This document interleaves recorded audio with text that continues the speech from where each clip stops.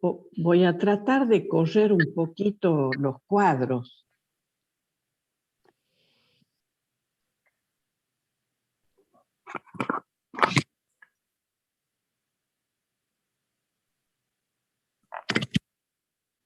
Ahí se ve bien, ¿no? ¿Se ve el cuadro completo? Sí. Ah, bueno. Se ve completo. Bueno, entonces lo dejo ahí. Muy bien, gracias, Pilar. De nada, sí, se ve perfecto. Bien.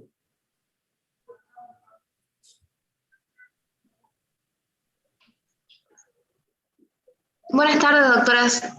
Quería aprovechar antes de que empiece a dar la clase para consultarle de las notas. Si se había podido, porque todavía no aparece en el CIU Guaraní, pero no sé si será un problema del CIU o si será porque todavía no se cargaron. A ver.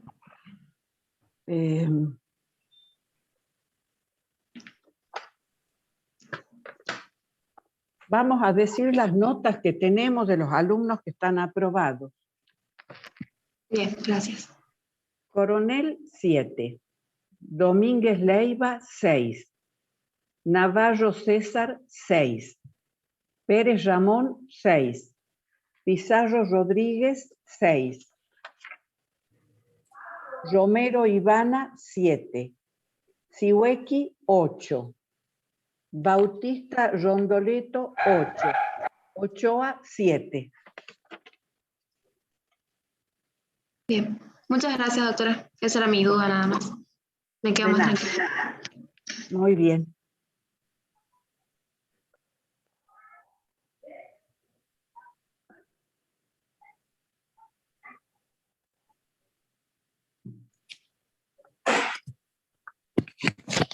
Bueno, vamos a comenzar entonces con la unidad número 10.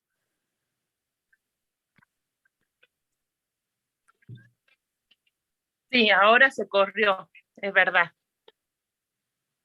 Recién estaba bien, yo lo veía. Ahí está bien. Un poquito más a la derecha. Ahí. Ahí está perfecto. Ah, bueno, muy bien, perfecto. Entonces vamos a iniciar la clase de la unidad número 10. En la unidad número 10 tenemos que hablar de los recursos extraordinarios. Ayer, en la clase del profesor Eduardo Mirande, vimos todo lo referente a los recursos ordinarios. En esta clase vamos a ver los recursos extraordinarios en el orden provincial y en el orden nacional. En el orden provincial tenemos el recurso de casación y el recurso de queja por casación denegada, que nosotros estudiamos en la casación reglamentada en el Código Procesal Civil y Comercial, porque el Código Laboral tiene otro diseño de casación, pero nosotros nos vamos a enfocar en la casación del procesal civil, que tiene aplicación también en el Código Procesal Administrativo y en el Código Procesal Constitucional, cuando contra los procesos constitucionales pueda ser admisible un recurso de casación. Entonces tenemos el recurso de casación, la queja por casación denegada, luego estudiamos otro recurso provincial, recurso extraordinario provincial, que es el recurso de inconstitucionalidad provincial y la queja por recurso de inconstitucionalidad provincial. Y finalmente vamos a estudiar el recurso extraordinario federal, que es el recurso extraordinario en el orden nacional, regulado en la Ley 48 y en el Código Procesal Civil y Comercial de la Nación. Como la unidad estudia todo el tema de los recursos extraordinarios, quizás en esta unidad vamos a abordar todo lo referente también al recurso extraordinario federal, cuyo contenido se desdobla, digamos. En la unidad 10 tenemos el trámite y en la unidad 11 lo referido al recurso extraordinario federal como tema del derecho procesal constitucional. Más allá de alguna referencia que podamos hacer Hoy vamos a estudiar completamente toda la temática del recurso extraordinario federal. No solo el trámite, sino lo que hace al estudio de los requisitos regulados en la Ley 48. Y, por supuesto, los temas que están contemplados en el Código Procesal Civil y Comercial de la Nación, que se aplica a toda la temática del recurso extraordinario en el orden civil, laboral, contencioso administrativo, todo lo que pueda tratarse en la Corte y en el Código, en el proceso penal también, porque se repiten, se replican las reglas del civil en el procesal penal. Ahora comenzamos con el recurso de casación. El recurso de casación es provincial, o sea que está regulado en el Código Procesal Civil y Comercial de Tucumán. ¿Cómo vamos a estudiar este recurso de casación? Inicialmente, tenemos que considerar que el recurso de casación es un recurso, pero trasciende los límites del recurso y se convierte como en una institución del derecho procesal. Por eso, cuando hablamos de casación, que es la casación prevista en los artículos 748 a 762 del Código Procesal Civil y Comercial de la provincia, lo tenemos que analizar al tema desde lo conceptual como un recurso, del cual se desprenden tres finalidades. Y decimos recurso porque no hay casación de oficio, es solo recurso. Tramita a través de la promoción de un recurso de cualquiera de las partes, o del Ministerio Público, o del Ministerio de la Defensa, si están interviniendo en el rol de partes. Entonces es un recurso extraordinario del que se desprenden tres finalidades. Una inmediata, que es la que se refiere concretamente a la justicia del caso particular, y que es el móvil que tiene todo recurso. Cuando la sentencia contra la cual deduzco un recurso me genera agravios, entonces busco que un tribunal superior revoque esa sentencia y mis agravios, y a través de ellos se logre una sentencia justa a la pretensión de mi parte. Entonces, la primera finalidad es propia de todo recurso, que es la justicia del caso, a través de la correcta aplicación de la ley.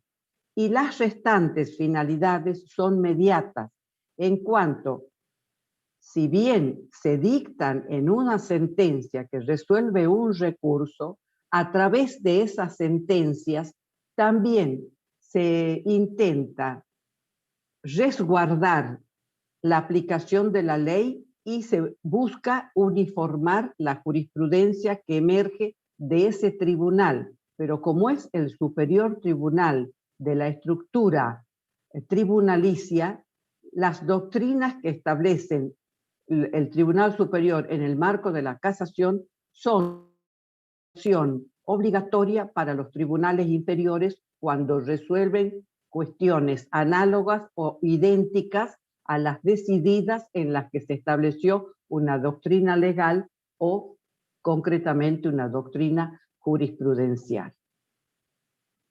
Recuerden ustedes que ayer el profesor, cuando hablaba de la clasificación de los recursos, distinguió recursos ordinarios de recursos extraordinarios. Los recursos ordinarios permiten la discusión integral de los temas que se debatieron en la causa. Y los recursos extraordinarios solamente admiten cuestiones de derecho. Ya no se discuten nuevamente los hechos y no se discuten la valoración de las pruebas de la causa, salvo que se invoque y se demuestre el supuesto de arbitrariedad en la casación. Entonces, recapitulamos. La casación es un recurso, no se promueve de oficio, como recurso busca la justicia del caso particular y además como institución tiene dos finalidades más. Una de ellas es la uniformidad de la jurisprudencia y la otra es la defensa de la ley. Y cuando hablamos de defensa de la ley, hacemos referencia concretamente a la adecuada aplicación de la ley, a la adecuada interpretación de la ley que se aplica al caso particular. ¿Cuáles son las resoluciones recurribles? Las sentencias emanadas de las cámaras de apelación o de instancia única. Y esas sentencias tienen que ser definitivas en cuanto han puesto fin a la cuestión de fondo o equiparables a definitiva, porque ya no se puede volver a discutir la cuestión, como cuando se trata de una sentencia que hace lugar a la caducidad y de ese modo impide la prosecución de la causa. O las demás sentencias en el punto en que generen gravedad institucional. La gravedad institucional se puede configurar cuando la sentencia trasciende, lo decidido en la sentencia, trasciende el interés particular y puede afectar el interés general de la comunidad. ¿Cuándo se da? Cuando en determinadas materias la sentencia no solo es errónea, sino que tiene trascendencia sobre una cuestión procesal, porque la cuestión de fondo ya está resuelta en la sentencia definitiva. ¿Cuándo se da, por ejemplo? Cuando se resuelve equivocadamente una cuestión de competencia material. La competencia material es de orden público. Entonces tiene que estar adecuadamente resuelta, porque por más que a mí me genere un agravio concreto sacar mi causa del juez natural, la decisión de la Cámara tiene trascendencia, porque todas las materias, todas las cuestiones que se discutan sobre dicha materia, si hay una declaración de inconstitucionalidad, va a ser una declaración de incompetencia, perdón, va a ser aplicado el criterio erróneo. Entonces, ahí se ve cuál es la situación en que la materia discutida no solo hace al interés de la parte, sino que trasciende el interés de la parte y afecta a intereses generales. El tema de la competencia es uno de ellos porque siempre se va a aplicar la regla de la competencia que se ha establecido en una sentencia anterior. Y si resulta errada, se va a seguir aplicando esa regla errada y entonces afecta a una cuestión de orden público y con trascendencia en toda la esfera de la jurisdicción de los tribunales, como es la competencia material. Entonces, resoluciones recurribles, sentencia definitiva. La sentencia definitiva resuelve la cuestión de fondo, aplica el derecho de fondo. Sentencias equiparables a definitiva son aquellas que impiden que se llegue a la sentencia definitiva y se aplique el derecho de fondo, resueltas en el marco de un proceso inadecuadamente aplicada la regla procesal, y por eso puede llegar a la casación. Y sentencias que, aunque no sean definitivas, ni equiparables, porque no hay una definitividad en el asunto, la cuestión discutida trasciende el interés de la parte y afecta un interés de orden público o un interés general.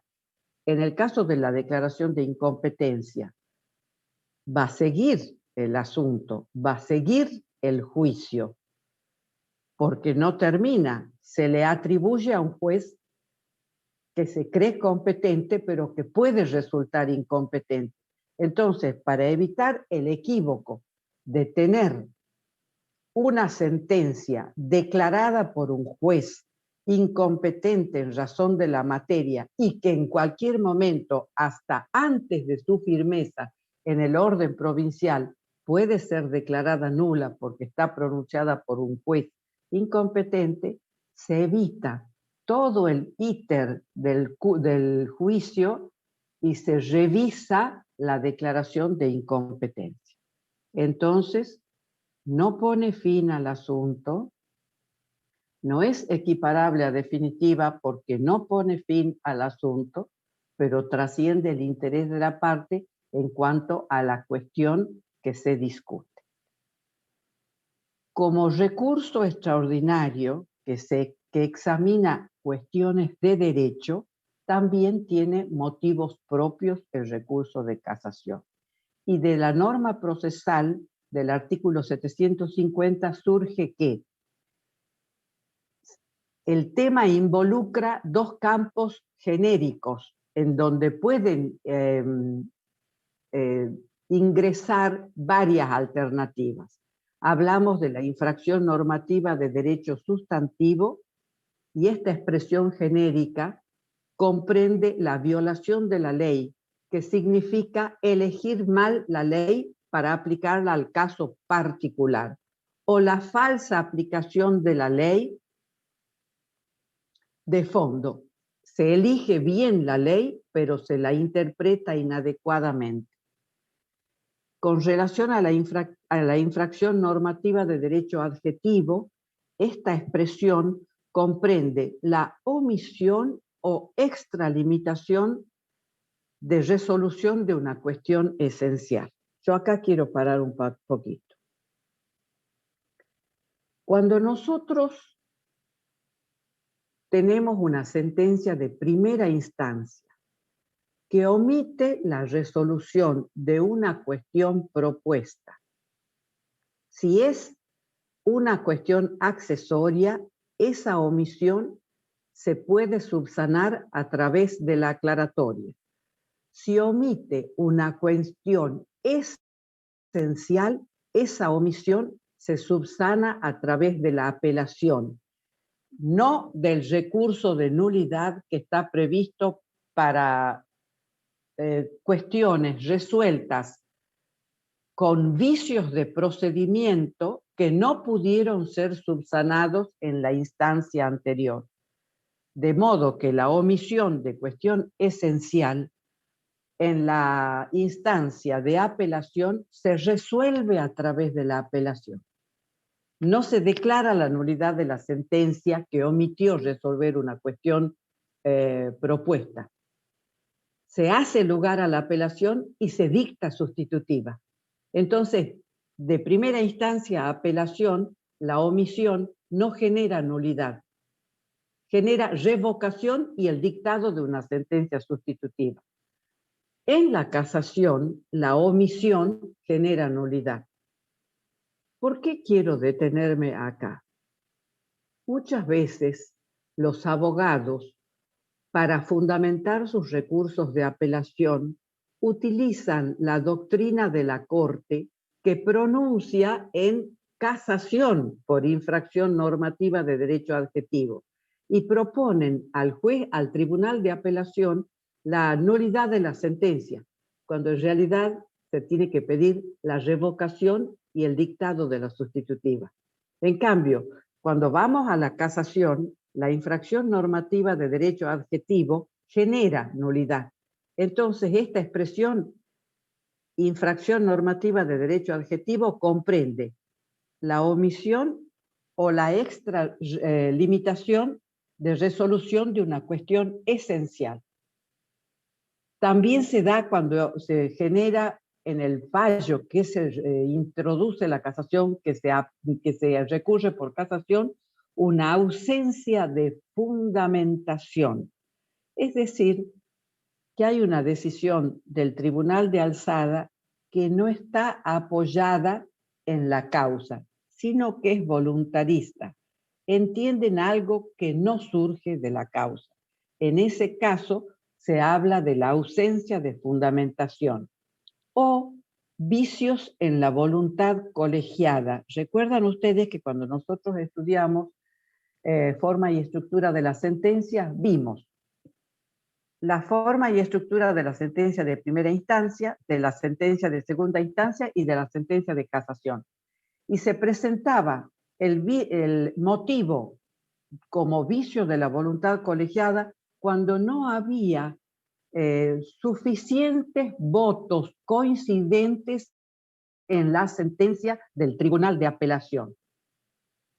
En ese caso, por ejemplo, se puede dar con fundamentos distintos, se arriba al mismo resultado, no es una sentencia que tenga voluntad colegiada. Tiene sumatoria de votos individuales. Y eso no es una sentencia de un tribunal colegiado. Entonces, ese motivo también ese es también motivo del recurso de casación por infracción normativa del derecho adjetivo.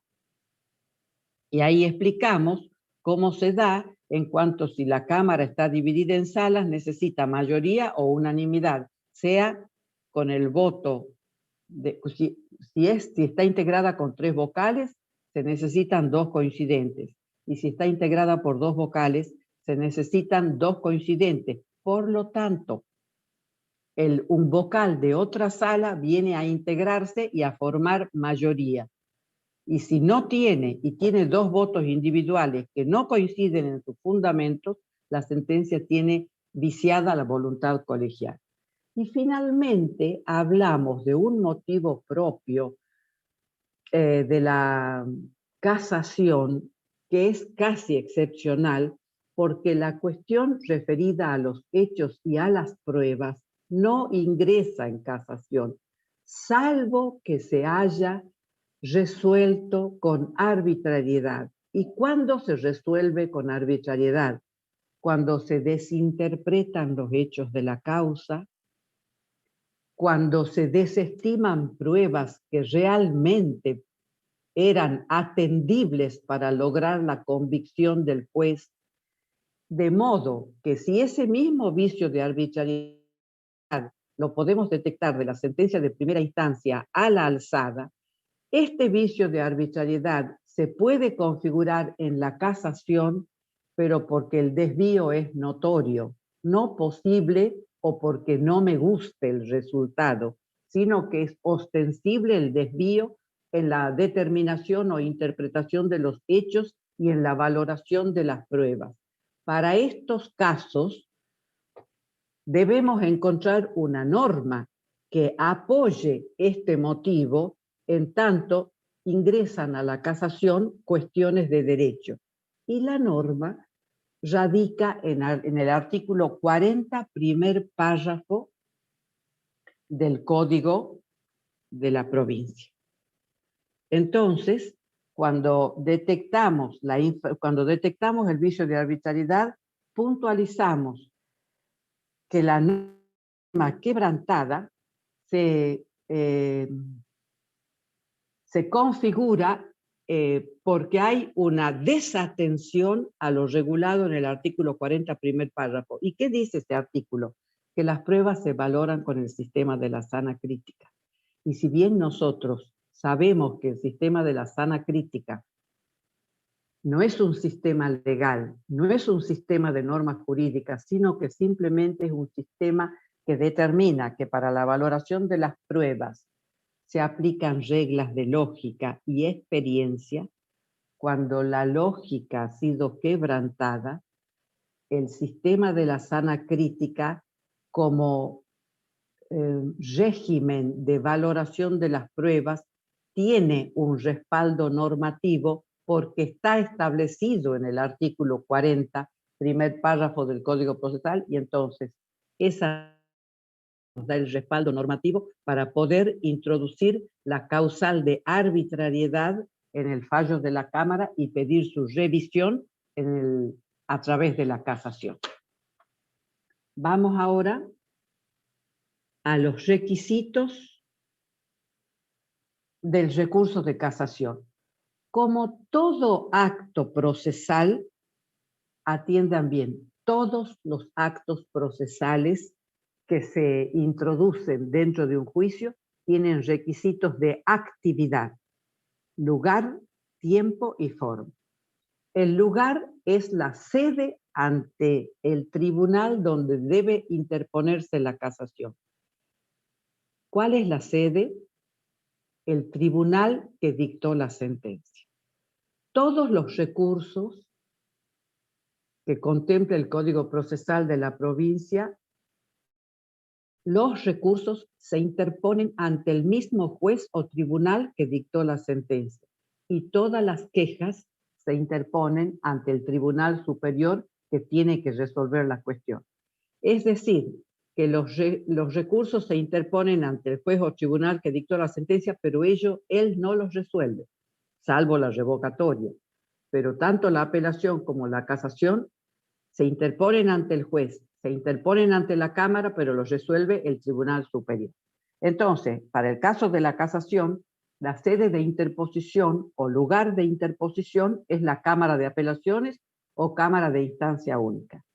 El plazo para deducir la casación es 5 días a partir del día siguiente en que fue notificada la sentencia impugnada. Y la forma. Acá tenemos requisitos de contenido y requisitos del escrito.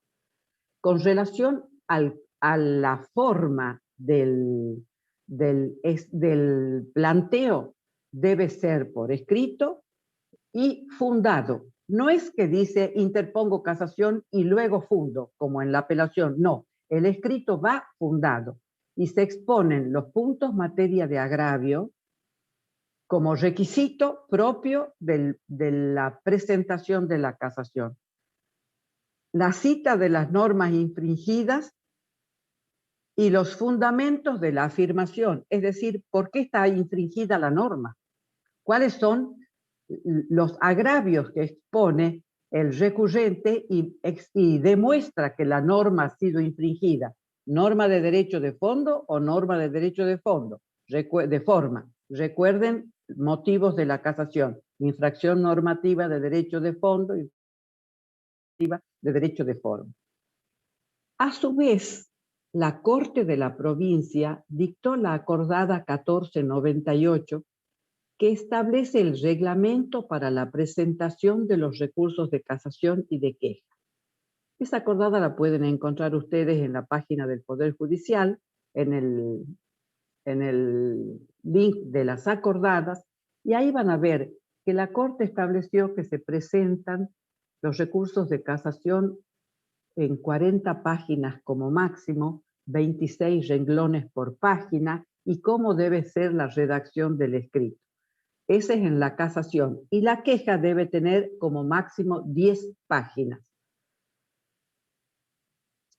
Junto con el escrito de la casación, de acuerdo al Código Procesal, se abona un depósito de la casación.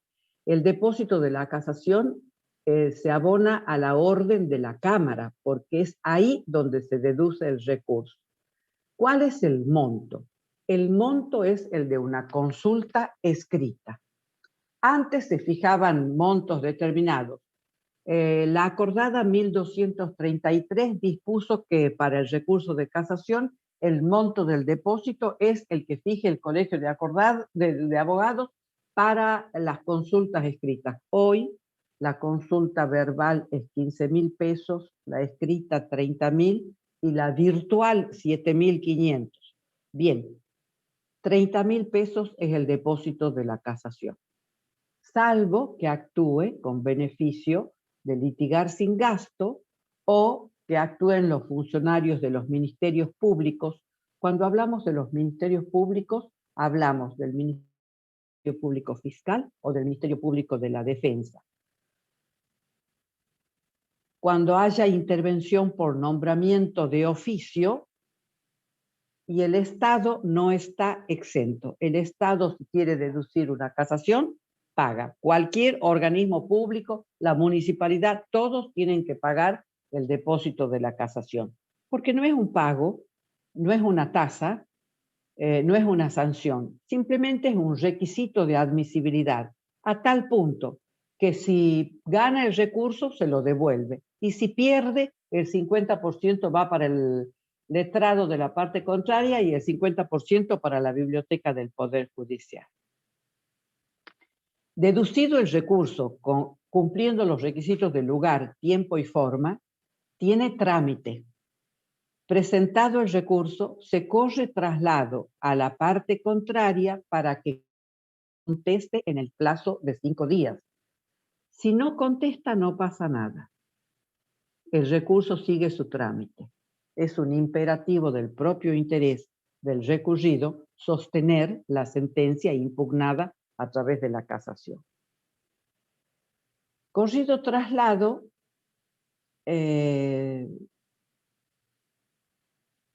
pasa a resolver la admisibilidad del recurso. Se discutía si correspondía llamar los autos. No está establecido el llamamiento de autos, de modo que contestado el recurso, pasa automáticamente a que la Cámara valore su admisibilidad. ¿Y qué va a examinar la Cámara? La Cámara de Apelaciones examina el cumplimiento de los requisitos de admisibilidad, es decir, deducido en tiempo, el escrito se baste a sí mismo, que haya sido presentado ante el tribunal con el depósito de ley y si el escrito tiene suficiencia, porque también hace a la admisibilidad que el escrito se presente de manera suficiente. Si lo declara admisible, eleva el recurso de casación a la Corte. Y si lo declara inadmisible, no lo concede. En este último caso, el recurrente es lo que dijimos que pasa con el depósito, que lo pierde, el 50% de la manera como está establecido en la ley para la Biblioteca del Poder Judicial y el otro para la contraparte, pero tiene posibilidad de plantear el recurso de queja por casación denegada directamente ante la Corte de la provincia. Luego vamos a ver el recurso de queja. Ahora vamos a ver qué pasa con el recurso de casación concedido. Es decir, ya se elevó a la Corte Suprema de Justicia. Cuando es concedido y se eleva a la Corte, no tiene trámite. Llega a la Corte y se dicta la providencia de autos, lo que significa que se notifica a la parte a través de la providencia de autos que llegó el expediente y que la Corte ingresa a su estudio. Se hace saber cuál es el tribunal que interviene en el examen de este recurso para que las partes puedan recusar sin causa a un vocal y si hubiera causa para que recursen a los vocales que están incursos en causal de recusación. La Corte, en el recurso de casación, está dividida en la sala civil y penal y la sala laboral y contencioso administrativa. Si la materia es contenciosa, va a ir a la sala contencioso y así respectivamente. Ingresa al estudio, reexamina los requisitos de admisibilidad del recurso, si fue deducido en tiempo, si es suficiente, si tiene motivo, y una vez declarado admisible, ingresa a la procedencia. La sentencia de casación es con voto individual. Cada vocal de la Corte da su voto. El preopinante da todos los fundamentos y los restantes pueden adherirse o adherirse y sumar fundamentos. Si no se adhiere y establece una disidencia, va a pasar al tercer vocal y a un cuarto, porque la mayoría que se necesita para que la sentencia de la Corte sea válida es el voto coincidente de 3 vocales. Las salas están integradas por 2 vocales y por el presidente o la presidente, según sea el caso, porque son 5 los miembros de la Corte. Uno es presidente y los restantes vocales. ¿Cómo puede resolver la Corte? Reexaminar la casación y considerar que es inadmisible. Y ahí lo declara mal concedido. Si es admisible, ingresa en la procedencia. Todo en una misma sentencia. Si es procedente, hace lugar al recurso de casación y ordena la devolución del depósito. Si es procedente por infracción de derecho sustantivo, dicta sustitutiva. Y si es procedente por infracción de la norma de derecho adjetivo o por arbitrariedad, declara la nulidad de la sentencia y reenvía al tribunal de grado para que con otra integración dicte nueva sentencia. Si lo declara improcedente, ya no es inadmisible y mal concedido. Si lo declara improcedente, no hace lugar al recurso de casación. Y si lo declara procedente, hace lugar al recurso de casación. Siempre, como toda sentencia, también contiene pronunciamiento sobre imposición de costas y sobre regulación de honorarios. Estas 3 láminas contienen todo el recurso de casación, así que con estudiar de acá y leer un poco el Código Procesal por lo que no entendieron es suficiente. Ahora nos vamos al recurso de queja, es decir, que volvamos a la segunda lámina. En el juicio de admisibilidad, la Corte dice, si no cumple con todos los requisitos, lo declara inadmisible y no lo concede. En este último caso, la parte puede deducir recurso de queja por casación denegada. Nos vamos al recurso de queja por casación denegada. Cuando deduce la queja, debe demostrar que está equivocada la sentencia de la Cámara que le denegó la casación.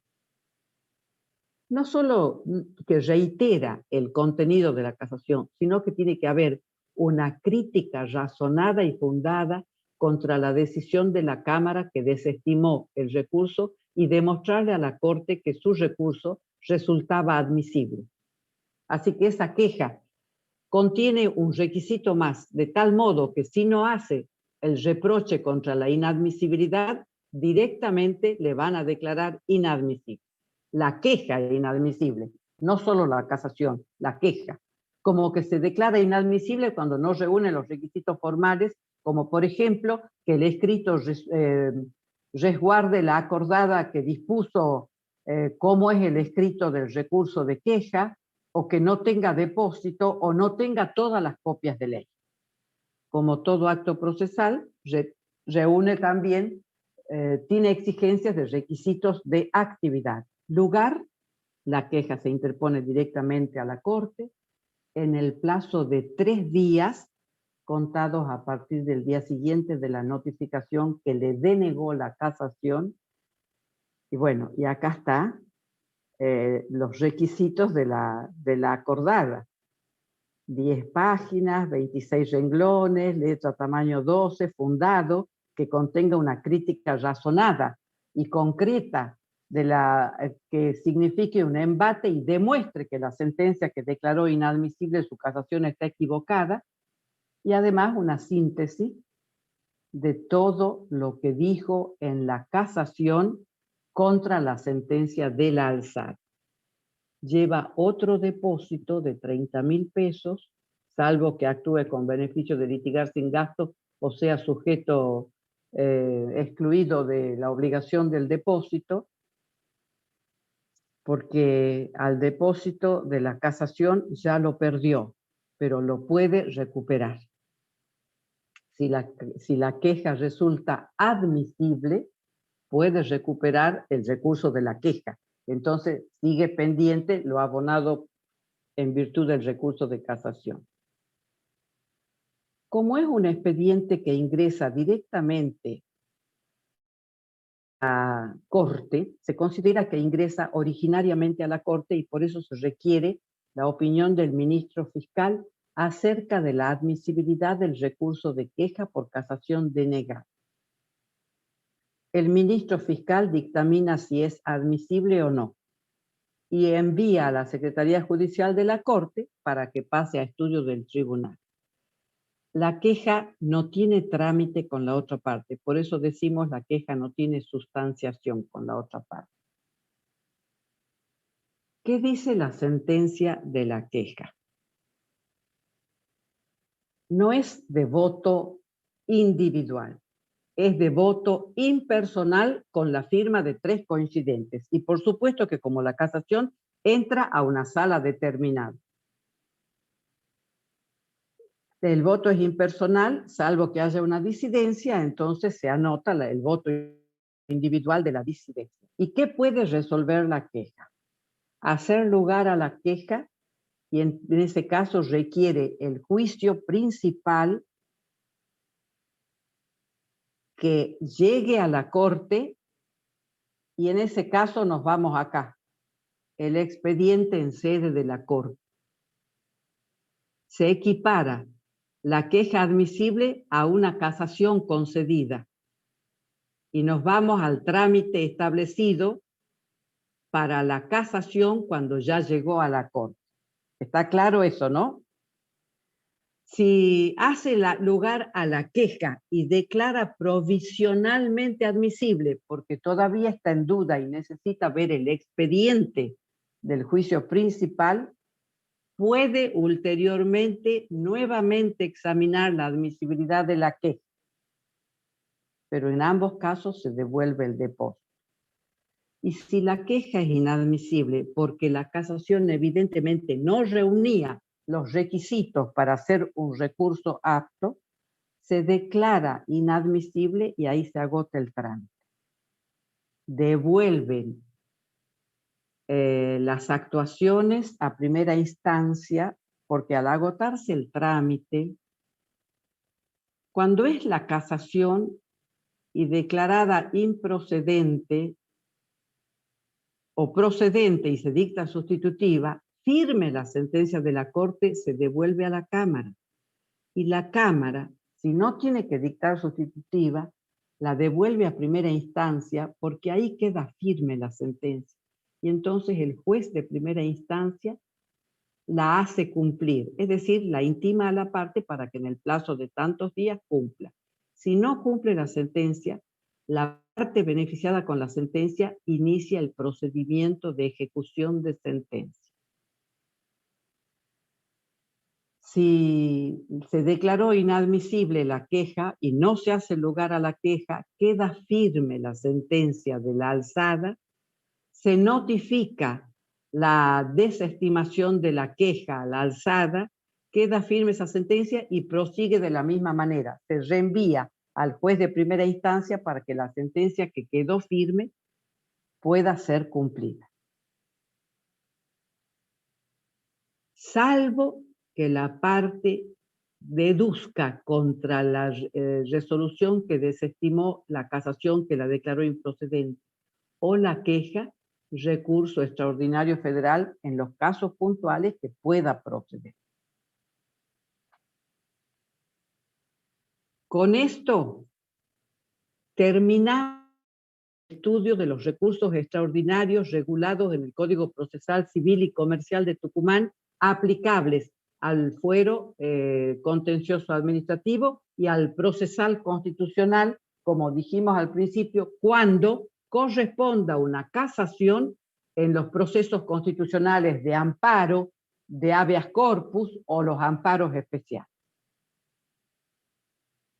Entonces, completamos el cuadro de los recursos ordinarios, extraordinarios del Código Procesal Civil. Ahora nos vamos a ver otro recurso extraordinario, pero que ya está regulado en el Código Procesal Constitucional. Es el recurso de inconstitucionalidad provincial.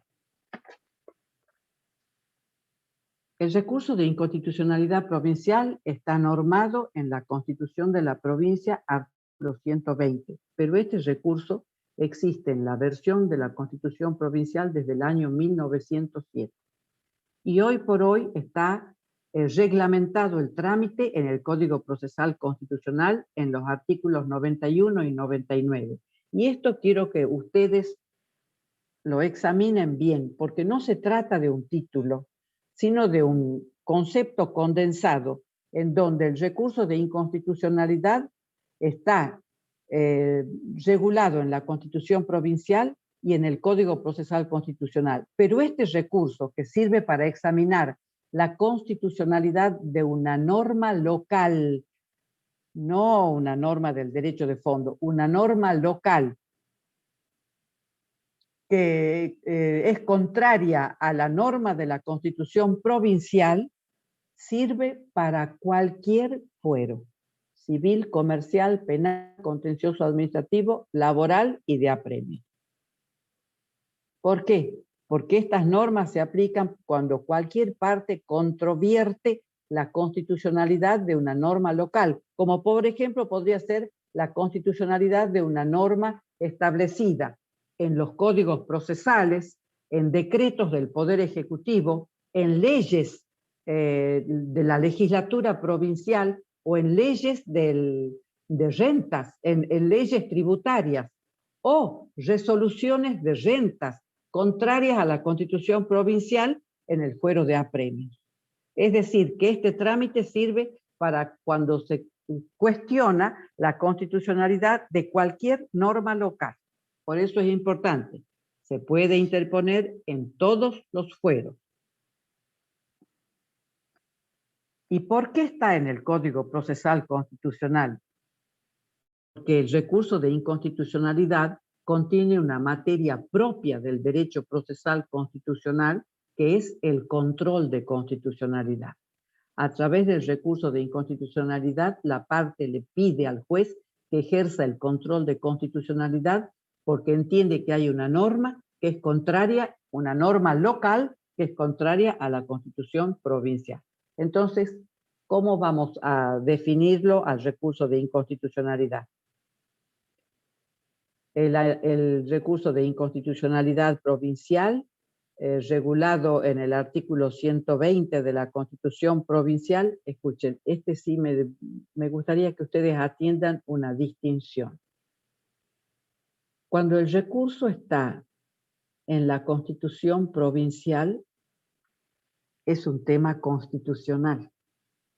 Entonces es una garantía de la Constitución. La Constitución, cualquier Constitución, la nacional o la provincial, contiene derechos, declaraciones y garantías. Y las garantías pueden ser instrumentales o no instrumentales. Una garantía instrumental es la que reconoce un proceso o una acción dentro de la propia Constitución. El amparo del artículo 43 de la Constitución Nacional en la Constitución es garantía. Garantía procesal, garantía instrumental. Bueno, el recurso de inconstitucionalidad provincial, como está en la propia Constitución, está regulado como garantía de la Constitución. La Constitución ofrece a la ciudadanía una garantía de recurso de inconstitucionalidad. Ese mismo recurso, regulado en el Código Procesal Constitucional, establece ya un procedimiento, un proceso de control de constitucionalidad, porque el control de constitucionalidad tiene dos aristas. Una constitucional, si la norma que habilita el control está contenida dentro de la Constitución, y una norma procesal que establece el procedimiento de dicho recurso. Entonces, está bien que nosotros atendamos, está en la Constitución como garantía y en el Código Procesal como procedimiento recursivo. El recurso de inconstitucionalidad intenta regular o está previsto para asegurar o resguardar la supremacía de la Constitución provincial y a través de él se ejerce el control de constitucionalidad sobre leyes locales. Cuando se hubiere controvertido la constitucionalidad de una norma y esa sea la materia principal de discusión dentro del juicio principal. ¿Y cuándo va a ser habilitado el recurso? Cuando haya sido rechazada la cuestión de constitucionalidad. Y como tiene contraparte, la otra parte también puede deducir el recurso de inconstitucionalidad si ha sido declarada la inconstitucionalidad de una norma y, por ejemplo, la provincia, que podría ser la contraparte, entiende que la norma que ha dictado ella es constitucional. ¿Cuáles son las resoluciones recurribles a través de este recurso?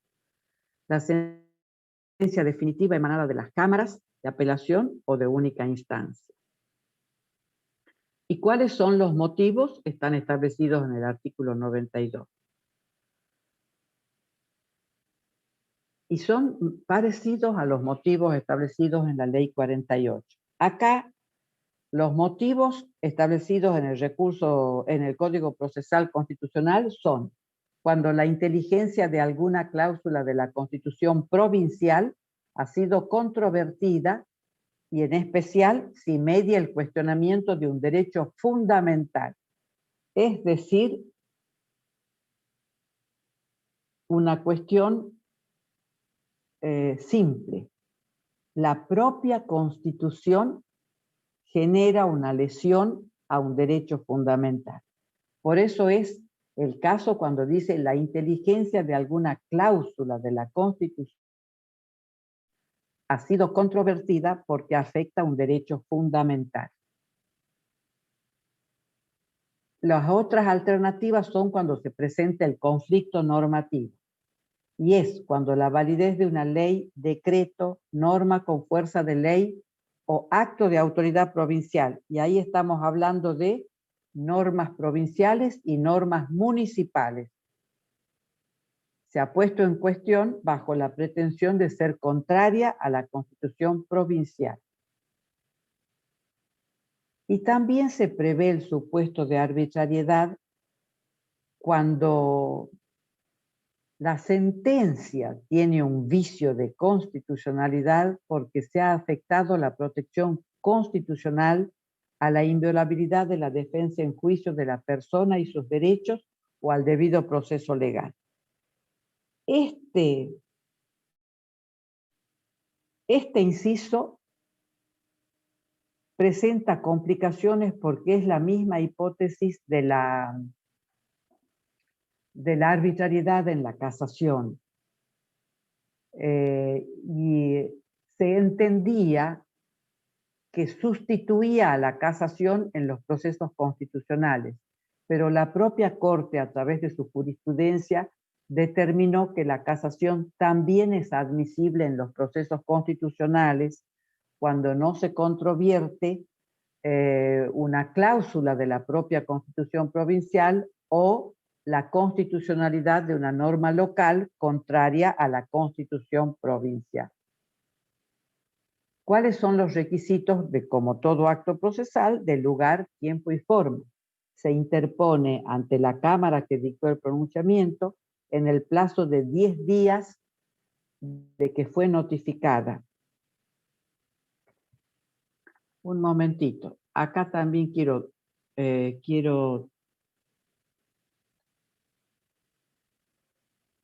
un momento porque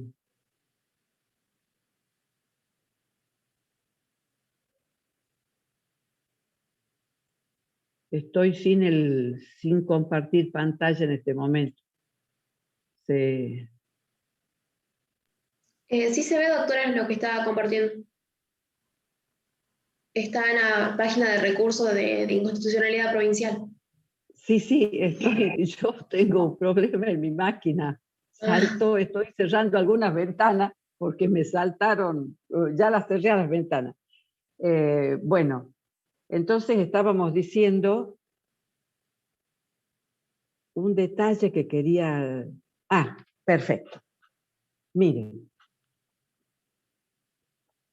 el procesal civil tiene una norma que establece cómo se cuentan los plazos dentro del Código Procesal Civil. Y se cuentan a partir del día siguiente de la notificación de la demanda. Es decir, al día siguiente. El procesal constitucional tiene una regla diferente. Se cuentan a partir de la diligencia de la notificación. No es a partir del día siguiente. Es desde el día que comienza el plazo a partir del momento que es notificado. Y eso hay que tener mucha claridad porque si no se puede vencer el plazo. Para el recurso tenemos 10 días. Por eso ponemos desde que fue notificado. Forma, se interpone por escrito, fundado, tiene que exponer la relación directa de la cuestión que se discute y con el agravio constitucional referente a la Constitución provincial o al derecho, Félix, ya lo admito, o al derecho que estaba, al derecho violentado, el derecho ya sea derecho fundamental o a la defensa o al debido proceso, tiene trámite porque se corre traslado a la parte contraria para que en el término de 10 días puedan contestar. Y el tribunal que dictó la sentencia, que es ante quien se interpone el recurso de inconstitucionalidad, elabora el juicio de admisibilidad y se fija si cumple con los requisitos de admisibilidad. Este recurso no tiene depósito. Lo puede conceder o no. Si lo concede, lo eleva a la Corte. Y si no lo concede, la parte tiene el derecho a interponer queja por inconstitucionalidad denegada. Si lo concede, el expediente se eleva a la Corte. La Corte recibe y dicta el llamamiento de autos, y en este recurso las partes tienen la opción de reforzar su propia presentación exponiendo una memoria sobre el recurso. Por ejemplo, ¿por qué digo reforzar? No puede cambiar los argumentos del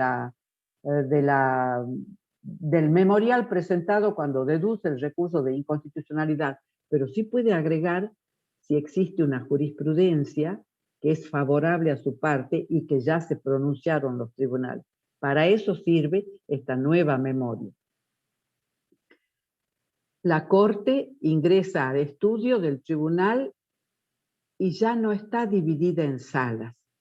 En todo lo concerniente a los recursos de inconstitucionalidad, la Corte actúa por tribunal pleno y se pronuncian los 5 miembros, aunque sea suficiente la sentencia cuando se obtienen 3 votos coincidentes.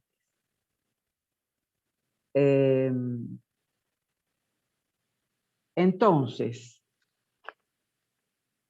la sentencia se redacta en forma impersonal, más allá de que los disidentes expongan su propio voto individual.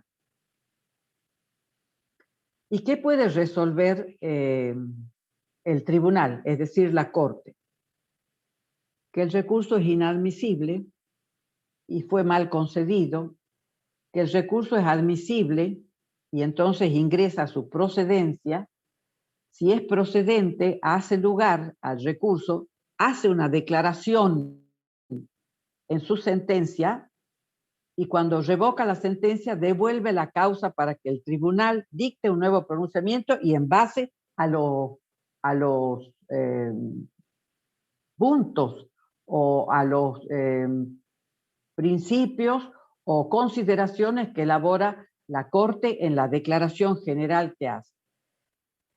Y si declara mal concedido, si lo declara, si considera que no tiene sustento, pero fue declarado admisible porque tenía una buena discusión, un buen planteo, lo declara improcedente. Y como en todos los casos, contiene pronunciamientos sobre costas y honorarios.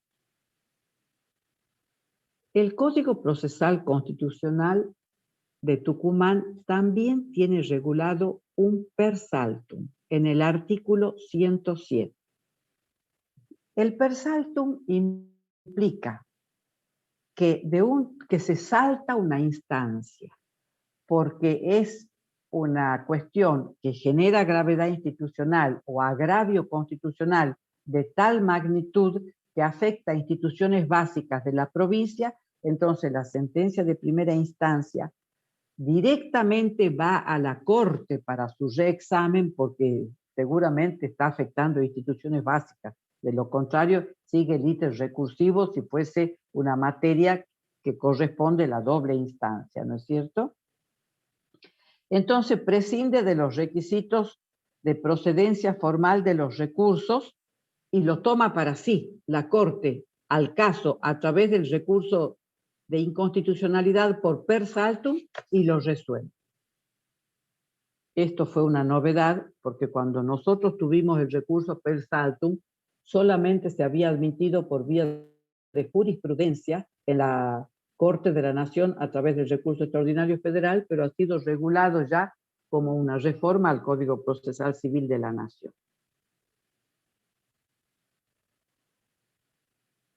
¿Qué pasa si en sede de la Cámara no nos concedieron el recurso y declararon que era inadmisible? Acá tenemos la posibilidad de ir en queja por inconstitucionalidad denegada. Tiene 5 días para deducir el recurso ante la misma Corte, tiene que ser fundado, debe contener una crítica contra la denegatoria del recurso de inconstitucionalidad y un depósito de 200 pesos, que eso no se modificó, creo, no se modificó, y que si no lo deposita la Corte, la notifica a la parte para que deposite, así entra a considerar su recurso de queja por inconstitucionalidad. En el recurso de queja se requiere, no hay debate, no hay trámite, porque tramitó el recurso de inconstitucionalidad, pero se requiere la opinión del ministro fiscal. ¿Qué puede decir la resolución de la queja? Rechazar el recurso por falta de agravio constitucional, hacer lugar a la queja y requiere las actuaciones principales, y el trámite en la Corte continúa como lo que vimos acá, es decir, declarada admisible la queja es como un recurso de inconstitucionalidad concedido y se continúa con todo este trámite, y si no, también, bueno, puede rechazar o puede hacer lugar a la queja, ¿no es cierto? Y si la queja es declarada admisible, el depósito se devuelve al interesado. Y si no, se la desestima y va a la biblioteca de la Corte. Lo mismo si se declara que operó caducidad de instancia en el recurso de inconstitucionalidad. Esos son los dos recursos,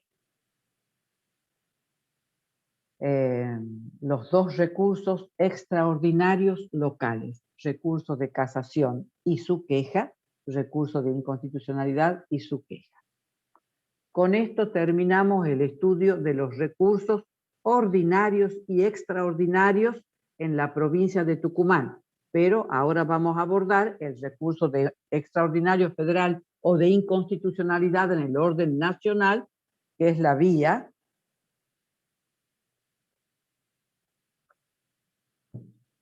como recurso federal. Estos son provinciales y acá se agota la jurisdicción provincial, pero existe, en caso en que tenga motivo suficiente, la vía del recurso extraordinario federal.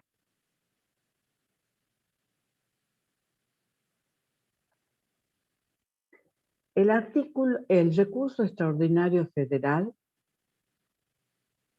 está regulado en la Ley 48, no está regulado en la Constitución Nacional.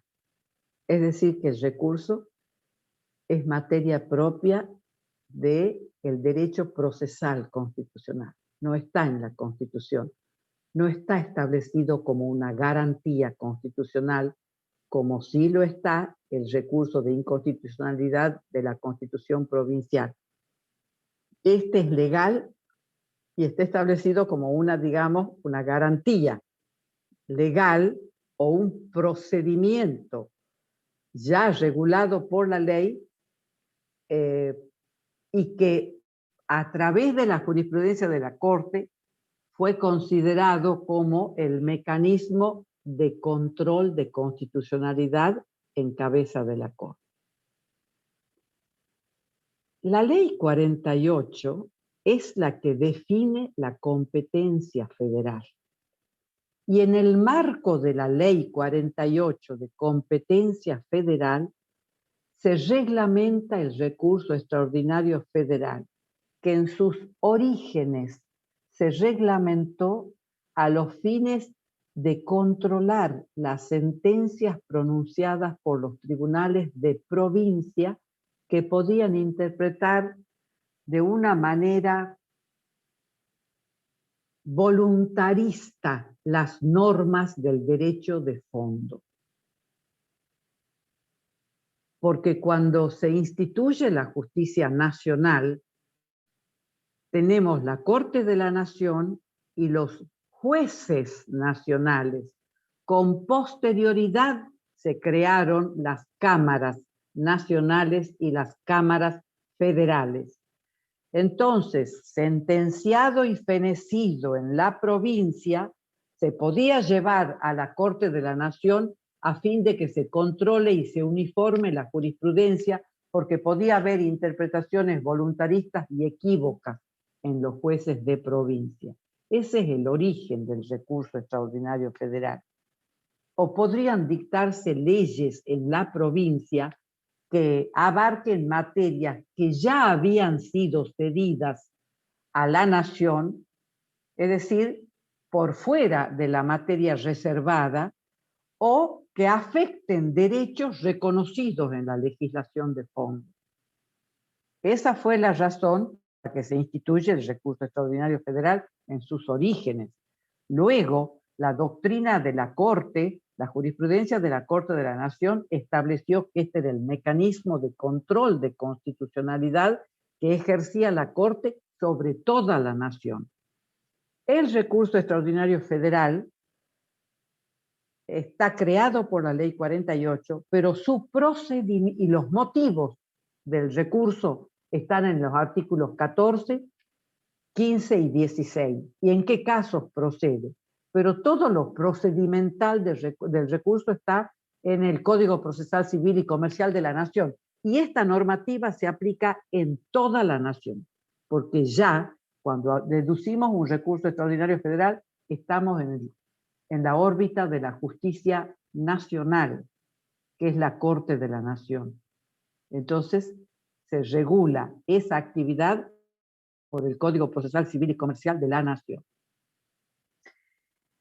Esta normativa del recurso extraordinario federal está contemplada, por eso quiero que ustedes, lo que les estoy hablando, observen que estos no son titulitos, esto tiene contenido, que es lo que les estoy diciendo.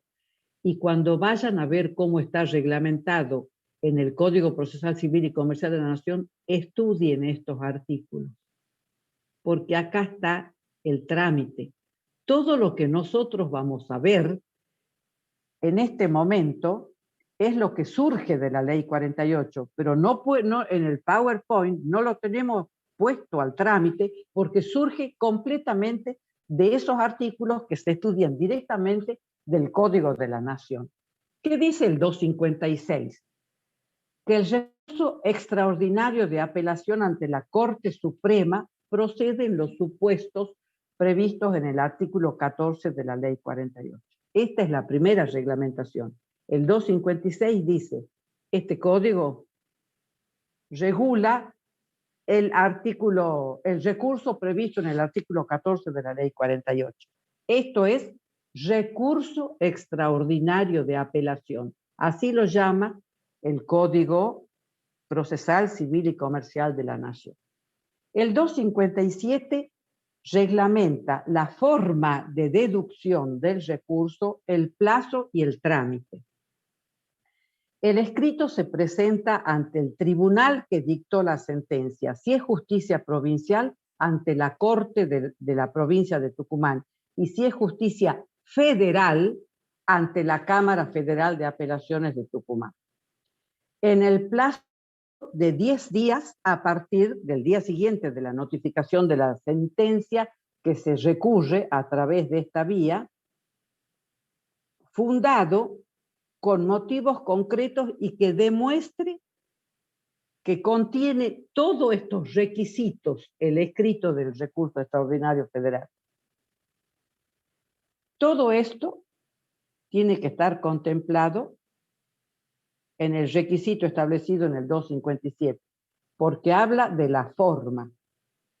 Y el trámite está previsto en cuanto del recurso extraordinario deducido en el plazo de 10 días, se corre trámite a la contraparte para que conteste en el plazo de 10 días.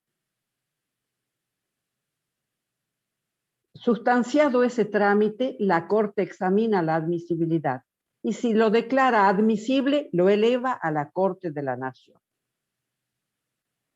lo declara inadmisible, la parte puede ir en queja por denegatoria del recurso extraordinario federal y presenta directamente ante la Corte de la Nación la queja.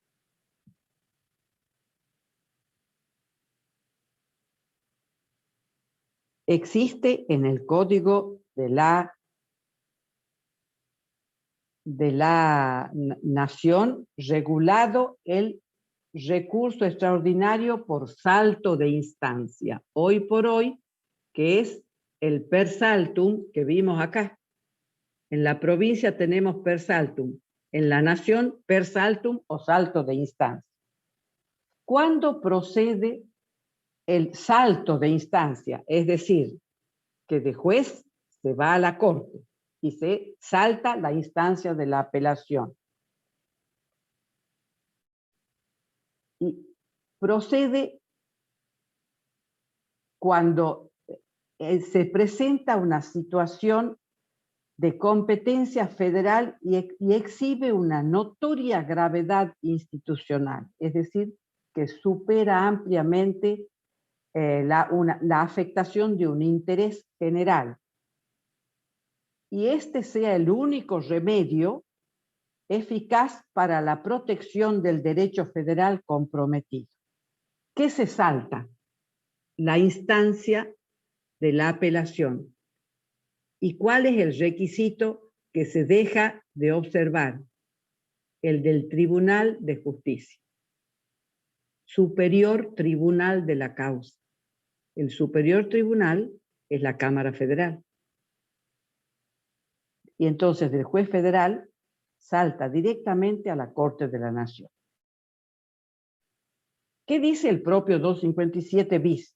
Que existirá gravedad institucional en aquellas cuestiones sometidas a juicio que excedan el interés de las partes en la causa y proyecten sobre un interés general o público, de modo tal que su trascendencia es de tal magnitud que quedan comprometidas las instituciones básicas del sistema democrático y republicano de gobierno o de los principios consagrados en la Constitución, principios, derechos y garantías. A mí me gustaría que ustedes vean que en este segundo párrafo del 257 bis están los dos elementos por los que se habilita el control de constitucionalidad. El control de constitucionalidad se habilita porque se han afectado derechos fundamentales o porque se comprometen las instituciones del orden democrático. Y entonces, del orden republicano y democrático.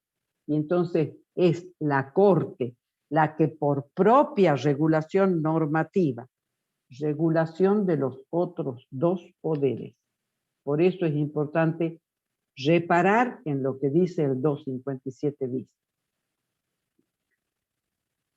Es un código, una ley no es un invento del Poder Judicial. Una ley es una obra del Poder Legislativo aprobada por el Ejecutivo, porque la promulga.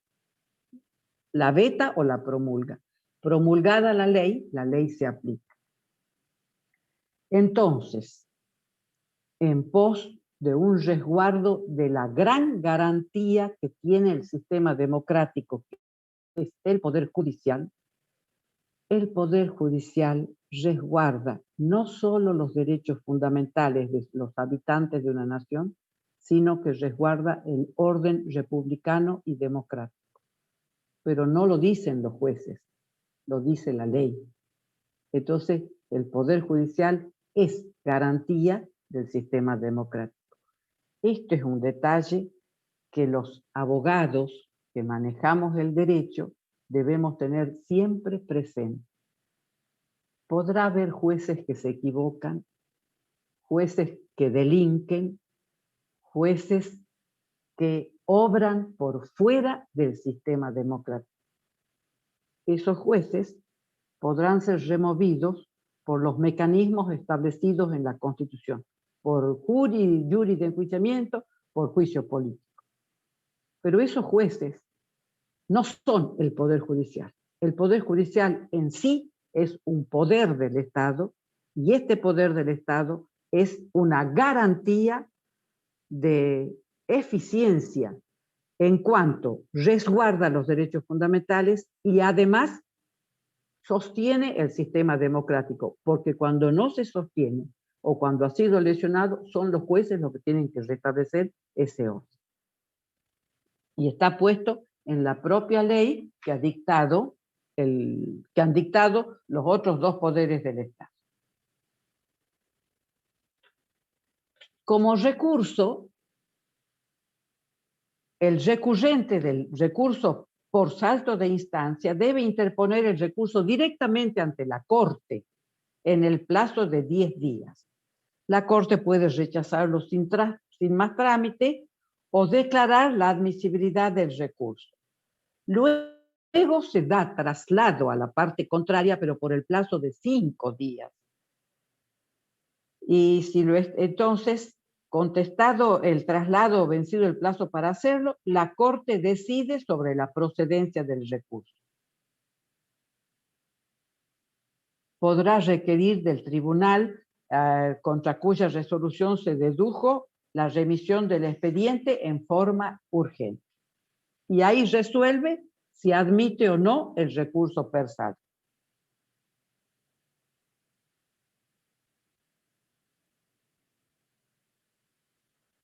Eso está establecido, el plazo, la forma de interposición y lo que resuelve la Corte en el artículo 257 ter.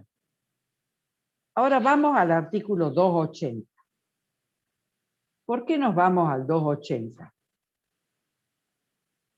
Porque cuando el tribunal de la causa, que es la Cámara o la Corte de la provincia, declaró admisible, concedió el recurso, lo eleva a la Corte de la Nación. Pero la Corte de la Nación tiene una potestad establecida en el artículo 280, en donde ella decide qué cuestiones resuelve y qué no. Y si la cuestión federal que involucra ese recurso concedido es insustancial, la desestima y devuelve la causa al tribunal de origen. Entonces dice el 280. Cuando la Corte Suprema conociere por recurso extraordinario, la recepción de la causa implicará el llamamiento de autos. Y acá viene lo que llamamos certiorari. La Corte, según su sana discreción y con la sola invocación de esta norma 280, dice así, en virtud de lo establecido en el artículo 280, con la sola invocación de la norma, rechaza el recurso por falta de agravio federal suficiente o cuando las cuestiones son insustanciales o carentes de trascendencia. Es decir, que ante un recurso concedido, la Corte puede decir sí, está bien concedido, pero lo mismo lo rechazo porque es insustancial o carece de trascendencia. Y eso es un poder, una potestad asignada a la Corte, porque en definitiva la Corte tiene como 40.000 recursos por año. Entonces selecciona. Y si ya resolvió una cuestión análoga, puede hasta citar su propio precedente, pero decide no abordar ese recurso concedido y lo desestima.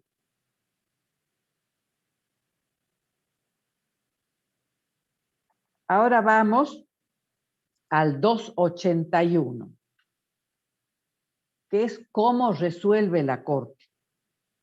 La Corte resuelve a través de una sentencia impersonal, sin perjuicio de que los jueces disidentes, con la opinión de la mayoría, emitan su voto. El original de la sentencia se reserva y luego se reenvía la causa al tribunal de origen para que dé cumplimiento con la decisión de la Corte de la Nación.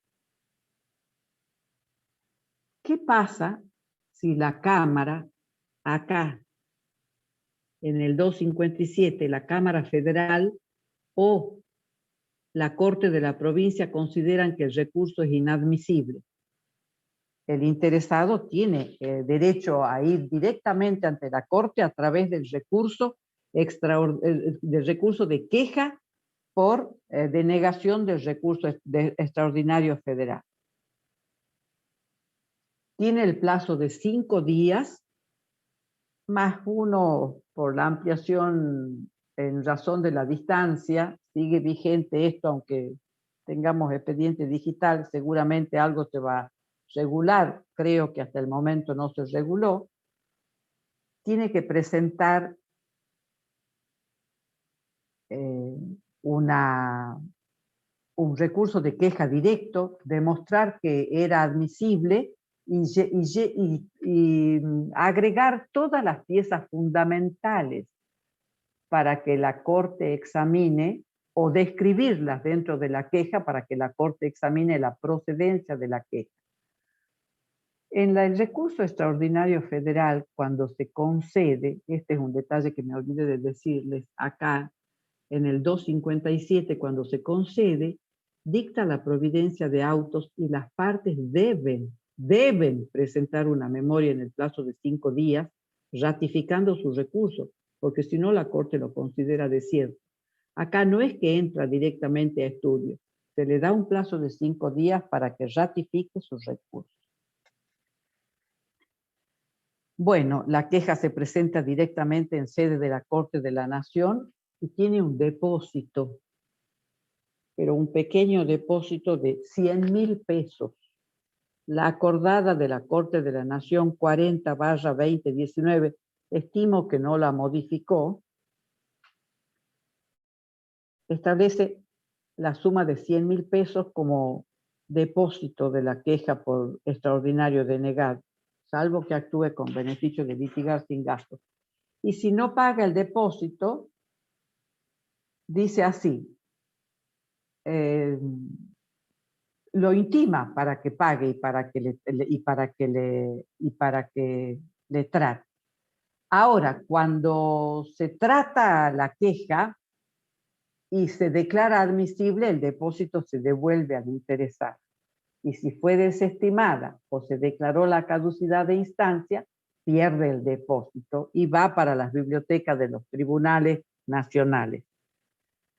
Ese es el recurso de inconstitucionalidad en el orden federal y su queja. En cuanto a su trámite. Ahora, tiene requisitos propios del escrito, así como tiene requisitos el escrito de la casación, adoptado en base a esto, la acordada 4/2007 dispuso cómo se presenta un recurso extraordinario federal o queja por extraordinario federal.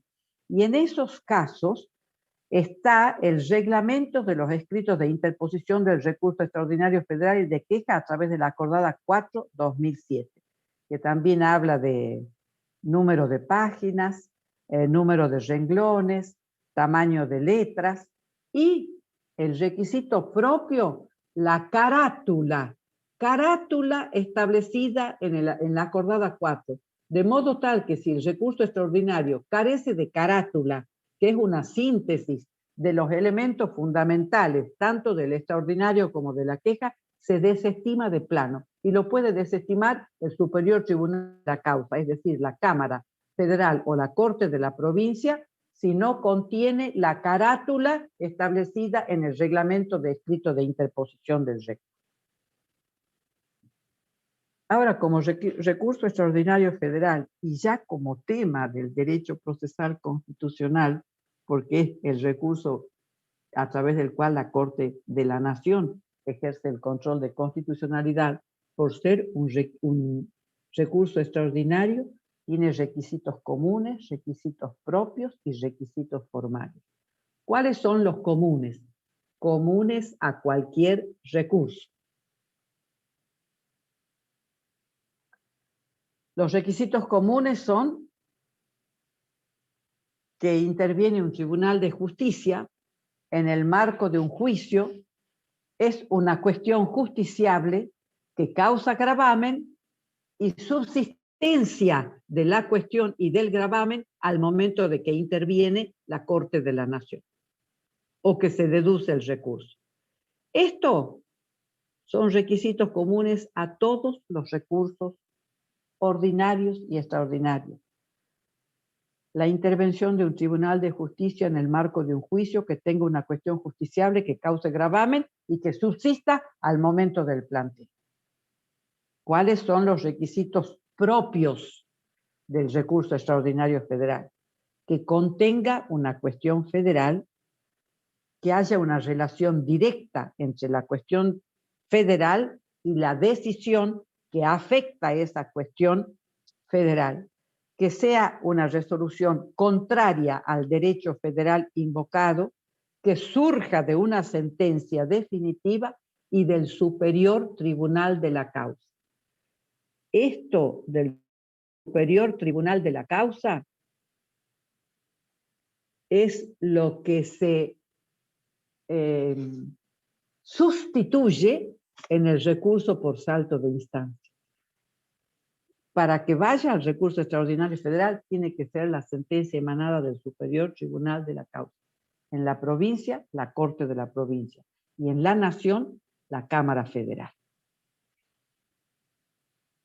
Además, tiene requisitos formales. Y los requisitos formales o de forma son la introducción de la cuestión federal y la forma de interposición del recurso. ¿Qué quiere decir introducción de la cuestión federal? Quiere decir que desde el momento que yo hago el planteo dentro del juicio, porque preveo que me van a afectar lo fundamental o porque una norma es contraria a la Constitución Nacional, le digo al juez de la causa: introduzco la cuestión federal y le aviso a él que en este tema voy a ir hasta la Corte de la Nación. ¿Por qué tengo que introducir y luego mantenerla?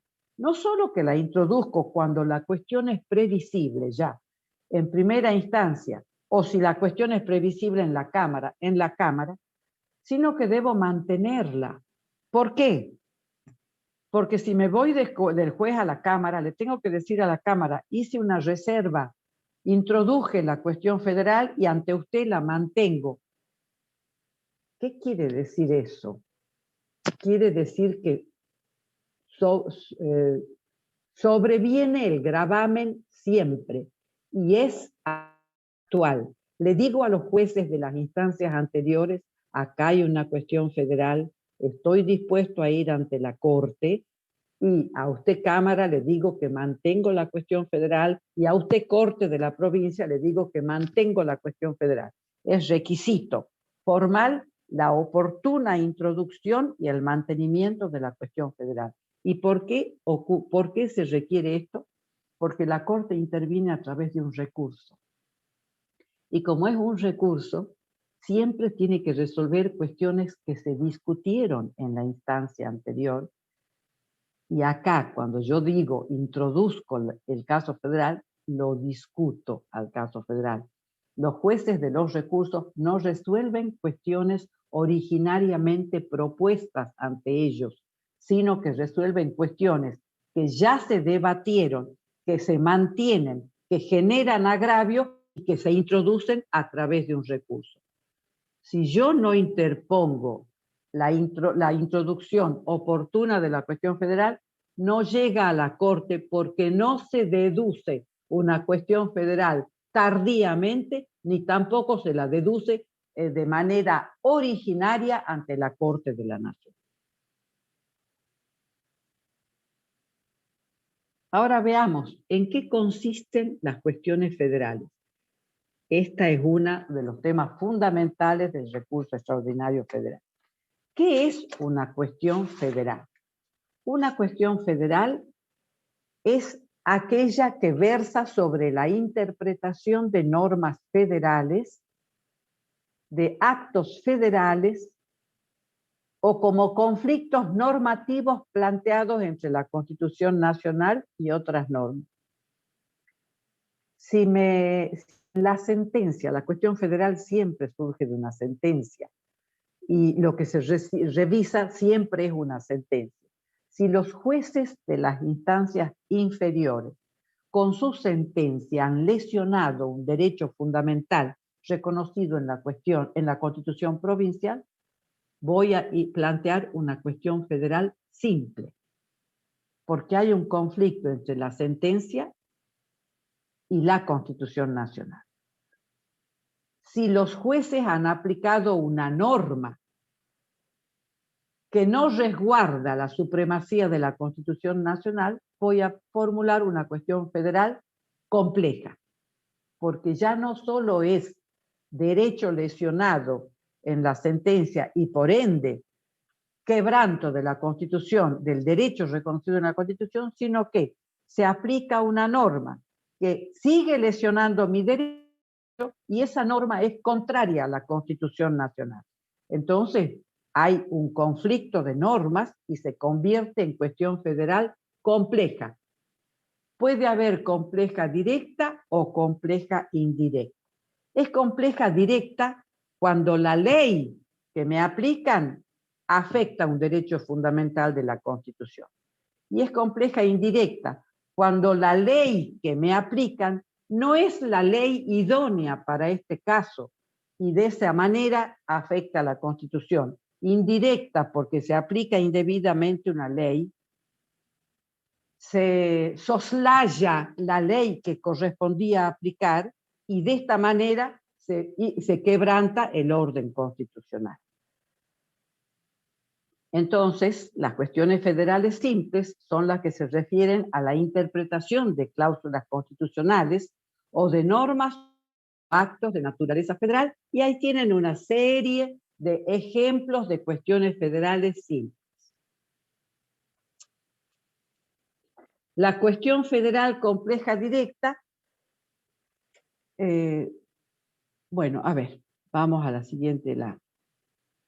Acá están descritas las alternativas de cuestión federal compleja directa.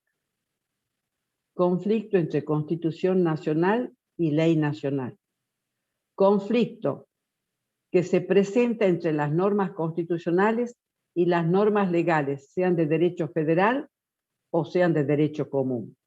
Conflicto entre la Constitución Nacional y un tratado internacional con normas nacionales, como por ejemplo los reglamentos emanados del Poder Ejecutivo, o conflicto entre la Constitución Nacional y normas y actos provinciales, porque la provincia está regulando sobre materia que ha delegado en la nación, por ejemplo.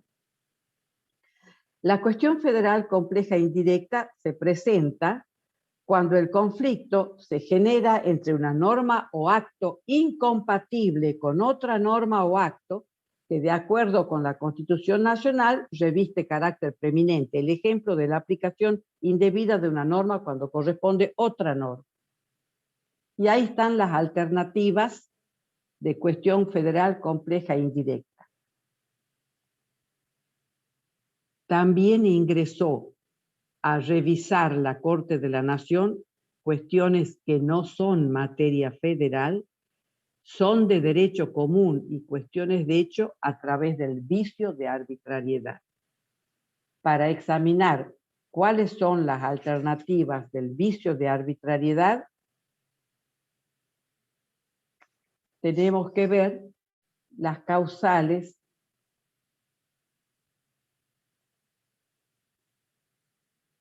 que ha desarrollado Genaro Carrió, un gran constitucionalista del país, en su libro El recurso extraordinario por sentencia arbitraria. Causales concernientes al objeto de la decisión, es decir, que el embate va directamente contra la sentencia que aplica el derecho común. Ya no está involucrada directamente una cuestión federal, pero el yerro de la sentencia afecta derechos fundamentales, afecta derechos reconocidos en las propias leyes, genera arbitrariedad porque es una sentencia que incurre en esta cantidad de vicios, en uno o más de estos vicios que ha configurado Genaro Carrió y que pueden ser propiamente referidas, yerros o equívocos referidos al objeto de la decisión, al fundamento de la decisión y a los efectos de la decisión. Con relación al objeto de la decisión, son estas. Por ejemplo, no decidir cuestiones planteadas o decidir cuestiones no planteadas. Estas son similares a la infracción normativa de derecho adjetivo de la casación. Al fundamento, arrogarse al fallar el papel del legislador, prescindir del texto legal sin dar razón plausible, etc. Y causales concernientes al fundamento normativo o al fundamento. Todas estas causales generan arbitrariedad. Con relación a la arbitrariedad, podemos ver que hay arbitrariedad porque se valora mal la prueba de juez de primera instancia a Cámara. En ese caso, la Cámara revoca la sentencia y dicta sustitutiva. Hay arbitrariedad para que ingresen las cuestiones de hecho y prueba en la casación. En ese caso, la Corte anula la sentencia y manda a dictar nuevo pronunciamiento. Y hay arbitrariedad en el recurso extraordinario federal para que la Corte de la Nación, por vía excepcional, pueda ingresar en el conocimiento de cuestiones regidas por el derecho común, porque el derecho nacional se forma con el derecho federal y el derecho común. El derecho federal es materia propia que genera cuestión federal, pero aún así puede configurarse una cuestión federal cuando a través del vicio de arbitrariedad se desconoce un derecho fundamental que está regido por el derecho común, porque el derecho común ha reglamentado los derechos fundamentales reconocidos en los artículos 14, 15, 16, 17 de la Constitución Nacional. Entonces, permite que la Corte examine cuestiones resueltas con las normas del derecho común, pero que han generado un error o un equívoco que han afectado un derecho fundamental que está reconocido en la Constitución Nacional. Si nosotros examinamos el programa, vamos a ver que en la unidad 10 nos toca hablar del recurso extraordinario nacional o recurso de queja en cuanto al trámite. Y en la unidad 11, que es este tema que hemos abordado al final, es el punto 7, recurso extraordinario de inconstitucionalidad nacional y los requisitos propios del recurso, que son sentencia definitiva.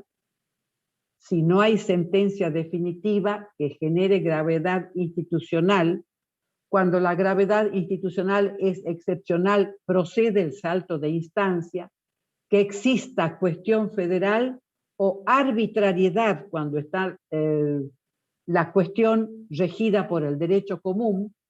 Otra causal de arbitrariedad es el exceso ritual manifiesto.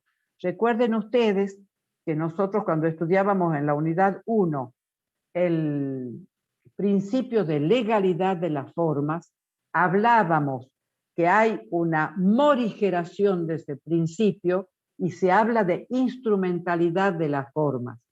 De modo que a pesar de que hay un vicio procesal, no se afecta o no se lesiona la garantía de defensa de la parte contraria y se puede admitir si ha logrado su finalidad. Esa es la alternativa en que la Corte también puede ingresar cuando es excesivo el rigor formal para admitir una pretensión o un recurso. Y se llega a la Corte de la Nación y anula la sentencia por exceso ritual manifiesto. Bueno, el certiorari es lo que vimos en el 280 del Código Procesal Civil y Comercial de la Nación, que la Corte puede desestimar con su sana discreción, porque la cuestión federal es insustancial, y el per saltum también lo hemos estudiado dentro del trámite del 257 bis ter. Con esto completamos la unidad número 10 y el punto 7 de la unidad número 11, porque quiero que la próxima clase tengamos tiempo para poder hablar del derecho procesal constitucional, los sistemas de control de constitucionalidad, todo lo relativo a la acción de amparo y a la acción de inconstitucionalidad. Bueno, con esto damos por concluida entonces la clase de hoy.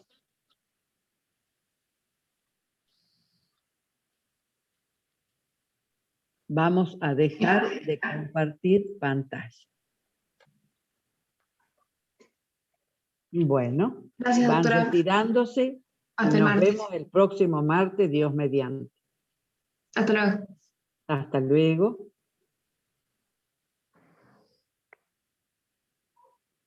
Hola, Félix. A Pilar.